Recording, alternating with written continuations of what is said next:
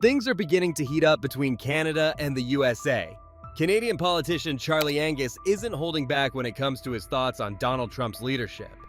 In a passionate speech, Angus didn't just criticize Trump. He went all in, comparing his administration to a criminal gang and even drawing parallels to Russian President Vladimir Putin. His message? Canadians need to wake up and pay attention. "We have a government right next door that's ignoring international laws," Angus warned, "and we can't afford to take this lightly." One of his biggest concerns? Trump's off-the-cuff suggestion that Canada should just go ahead and become America's 51st state. To Angus, that idea wasn't just absurd, it was an insult. He made it clear that Canada is an independent nation, and no amount of political maneuvering should change that. As Canada prepared to celebrate 60 years of its iconic red and white flag, Angus urged people to reflect on what it truly stands for. To him, the Canadian flag symbolizes openness and inclusion, values he believes are under threat from figures like Elon Musk and Donald Trump. He called on Canadians to take pride in their country and stand firm against any external pressure that could compromise its sovereignty. But Angus isn't the only one speaking out. Across Canada, frustration with the US government has been growing, especially after Trump slapped steep tariffs on Canadian imports. In response, thousands of Canadians have joined a movement to boycott American goods and travel. And this isn't just talk, people are taking real action. Over 62,000 Canadians have pledged to support homegrown businesses instead of spending their money across the border. Former Prime Minister Kim Campbell, along with well-known artists and activists, has thrown her support behind the movement, calling it a powerful way to push back against unfair policies. The impact of this boycott is already being felt in the US, especially in industries like tourism and alcohol. Canada isn't just a close neighbor, it's the biggest source of international visitors to the US. In 2024 alone, around 20.4 million Canadians crossed the border, pouring more than $20 billion into the American economy and supporting thousands of jobs.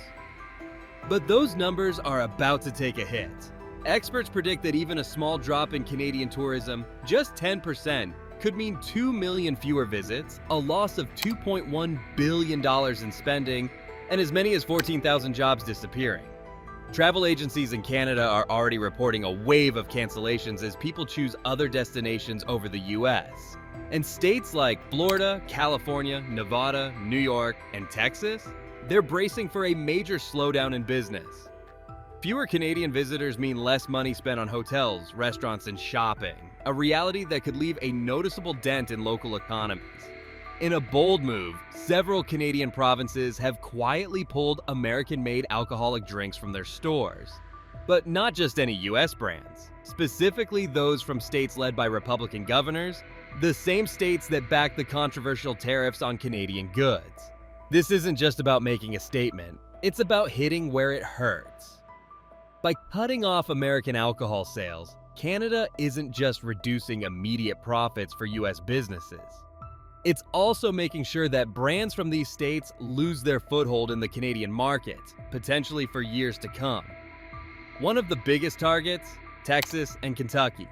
Things escalated fast after Texas Governor Greg Abbott publicly backed President Trump's tariffs and warned Canada not to retaliate. That didn't sit well with Canadian Member of Parliament Charlie Angus, who urged citizens to rethink their trips to Texas altogether. With Canadians spending around $400 million there every year, staying home could send a serious financial shockwave through the Lone Star State's economy. Meanwhile, Kentucky's world-famous bourbon industry is feeling the squeeze. Since Kentucky produces 95% of the world's bourbon, losing Canadian customers isn't just a minor setback, it's a direct hit. Even Prime Minister Justin Trudeau chimed in, encouraging Canadians to swap their usual bourbon for homegrown Canadian rye whiskey instead. The American distilling industry isn't happy about this one bit. The Distilled Spirits Council of the United States quickly stepped in, begging Canada to rethink the bourbon ban.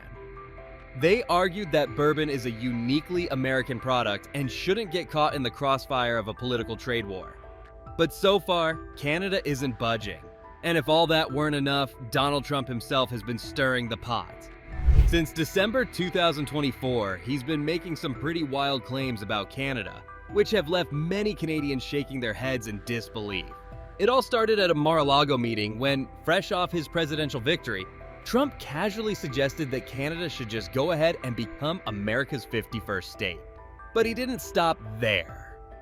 In what sounded more like a real estate pitch than a political proposal, he called Trudeau Governor Justin Trudeau of the great state of Canada, and insisted that statehood would be a win-win for both sides. Then came an even more bizarre suggestion. Why not split Canada into two states, one liberal, one conservative? According to Trump, that would solve the problem of political divisions up north. As December rolled on, so did the jabs. Trump kept calling Trudeau governor, implying that Canada was already halfway to becoming part of the US. He even claimed that if Canada joined the Union, taxes would drop, businesses would thrive, and security would improve. And then, on Christmas Day, he threw out a name no one expected: Wayne Gretzky. Trump suggested that the hockey legend should run for prime minister, confidently stating that Gretzky would win easily. By early January, things took an even sharper turn. At a press conference, Trump assured reporters that military action wasn't on the table for bringing Canada into the US. But economic pressure? That was fair game. His plan? Squeeze Canada with trade restrictions until it sees the benefits of merging with the United States. And just when Canadians thought they'd heard it all, Fox News host Jesse Waters chimed in with his own hot take. Canada should be honored to be taken over by the US. Canada's leaders didn't waste a second shutting down Trump's latest idea. When talk of annexation started making headlines, Prime Minister Justin Trudeau didn't sugarcoat his response. Not a snowball's chance in hell, he said, making it crystal clear that Canada wasn't about to become part of the United States. Conservative leader Pierre Poilievre doubled down, reminding everyone, Canada will never be the 51st state. We are a proud, independent nation. Meanwhile, Jagmeet Singh, leader of the New Democratic Party, didn't hold back either. Cut the crap, Donald, he said. No Canadian wants to join you. And just when it seemed like tensions between the two countries couldn't get any higher, Trump took things to the next level. At the end of January, he announced a massive 25% tariff on all goods coming from Canada and Mexico. His reasoning?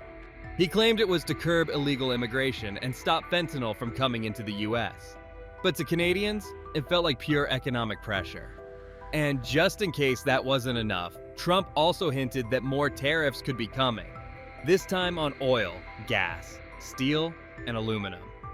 By February 1st, it was official. Trump signed an executive order putting the tariffs in place. Canada's response? A wave of patriotic energy swept the country. Flags were flying everywhere. Canadian businesses saw a spike in flag sales as people proudly displayed their national identity in defiance of US pressure. Trudeau even suggested that all this talk of annexation wasn't just political posturing. He hinted that Trump's real goal might have more to do with Canada's natural resources than anything else. But before we go any further, let's take a quick moment. If you've been enjoying this deep dive, we'd really appreciate it if you hit that like button. It helps more people see this video. And if you have thoughts on what's going down between Canada and the US, drop a comment below. We'd love to hear your take. Alright, let's get back to it. Why is Trump so focused on Canada? It all comes down to resources. The US has always relied heavily on Canada for its natural wealth, but Trump's recent comments have raised new questions about just how far that reliance goes. For years, Canada has been one of the world's biggest oil suppliers, ranking as the fourth largest producer in 2023. Every single day, Canada pumps out about 4.6 million barrels of oil, and nearly all of it, 97%, heads straight to the US. Alberta's oil sands lead the charge, making up 87% of Canada's total oil exports. The relationship between Canadian crude and US refineries runs deep, especially in key regions like the Midwest, Gulf Coast, and West Coast. In 2023 alone, Canada's crude oil exports pulled in about $124 billion, making it one of the country's biggest economic drivers. But oil isn't the only resource that makes Canada invaluable to the US. Natural gas plays a massive role too. Canada ranks as the world's fifth largest producer, pumping out about 17.9 billion cubic feet per day. Most of that production happens in Alberta and British Columbia, and just like oil, most of it flows straight to the US through a vast network of pipelines. Canada isn't just America's northern neighbor, it's one of the world's most resource-rich countries. And when it comes to supplying the US with raw materials, few countries come close to Canada's impact. Take energy, for example. In 2023 alone, Canada's natural gas exports brought in a staggering $13 billion, cementing its place as one of the most critical energy suppliers on the planet. But that's just the beginning. Beyond oil and gas, Canada is a powerhouse in the global mining industry. Nickel, a metal essential for producing lithium-ion batteries, is a prime example. In 2022, Canada produced an impressive 158,668 tons of nickel, making it the sixth largest producer in the world. Nearly half of that went straight to the US, with China, the Netherlands, and Japan also scooping up significant portions. With the rise of electric vehicles and renewable energy storage, nickel demand is only growing, and Canada is right at the center of it. Then there's aluminum. Canada isn't just a player in the market, it's one of the biggest producers on the planet. In 2022, Canadian aluminum production hit 3 million metric tons, making the country the fourth largest producer globally. And thanks to its use of hydroelectric power, Canada's aluminum industry has a lower carbon footprint than most competitors, making it an even more attractive option for buyers. By 2024, the sector had ballooned to a value of $16.5 billion. Gold! Canada's got that covered too.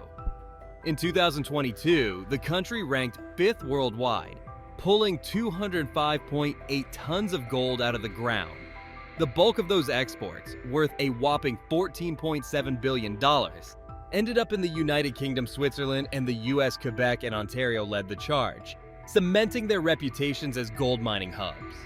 And if that wasn't enough, Canada is also a giant in the nuclear energy game. With some of the richest uranium deposits on Earth, Canada is the second largest uranium producer globally. In 2022, it mined 7,351 tons, roughly 15% of the world's supply.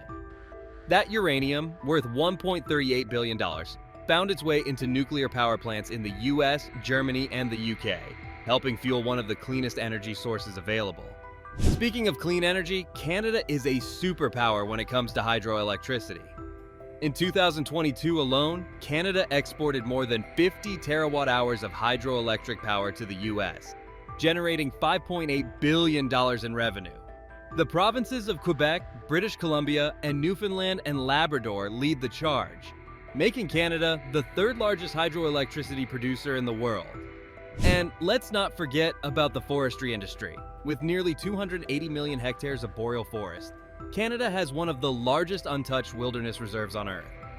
In 2022, forestry contributed $33.4 billion to Canada's GDP, while exports, mostly softwood lumber, pulp, paper, and newsprint, raked in $45.6 billion, with the US being the biggest buyer.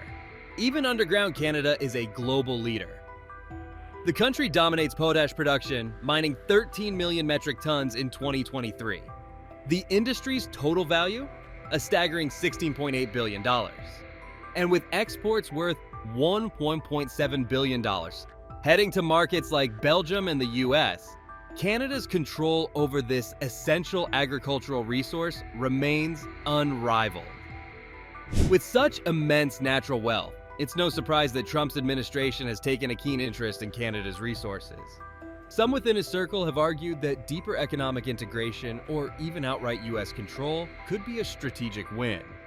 Their claim? Bringing Canada into the fold would secure key resources while boosting economic stability on both sides. But Prime Minister Justin Trudeau isn't having any of it. For all the political drama, one thing remains true. Canada and the US are more than just neighbors. They're economic powerhouses deeply linked by trade, history, and culture. The relationship between these two nations goes back centuries, shaped by moments of tension, cooperation, and sometimes outright conflict. Let's rewind to the early 1800s. Back then, things were far from peaceful. The War of 1812 broke out when the United States, looking to expand its territory, set its sights on British North America, what is now Canada. American forces launched several invasions, with one of the most infamous moments being the burning of York, in modern-day Toronto. But the British and their indigenous allies hit back, marching south and setting fire to Washington, D.C. The war ended in 1814 with the Treaty of Ghent. No land changed hands, but it left a lasting impact. While the U.S. saw the war as a fight for sovereignty, in Canada, it helped forge a sense of national identity, one built on resisting American expansion. Fast forward a few decades, and the two nations were no longer fighting, they were trading. In 1854, the Canadian-American Reciprocity Treaty opened up free trade for natural resources like timber, coal, and fish. It was a major step toward economic cooperation, but the U.S. pulled the plug in 1866. Even so, it laid the foundation for future trade agreements. By the 20th century, the economic ties between Canada and the U.S. had grown too big to ignore. The North American Free Trade Agreement, NAFTA, in 1994, created one of the world's largest free trade zones, further integrating their economies. That agreement later evolved into the United States-Mexico-Canada Agreement, USMCA, in 2020, updating trade policies to address new challenges like digital commerce and labor protections. But trade wasn't the only area where the two countries were growing closer. During World War II, Canada and the U.S. joined forces in a major way. In 1940, they established the Permanent Joint Board on Defense, ensuring they would work together on continental security. That partnership only deepened during the Cold War, leading to the creation of NORAD, North American Aerospace Defense Command. In 1958, a binational system to protect North American airspace. And let's not forget about the everyday connections between these two countries. Every single day, around 400,000 people cross the Canada-US border for work, travel, or family visits. Their shared language, entertainment industries, and cultural values make them feel more like extended family than distant allies. Despite political ups and downs, Canada and the US remain deeply intertwined, economically, militarily, and socially.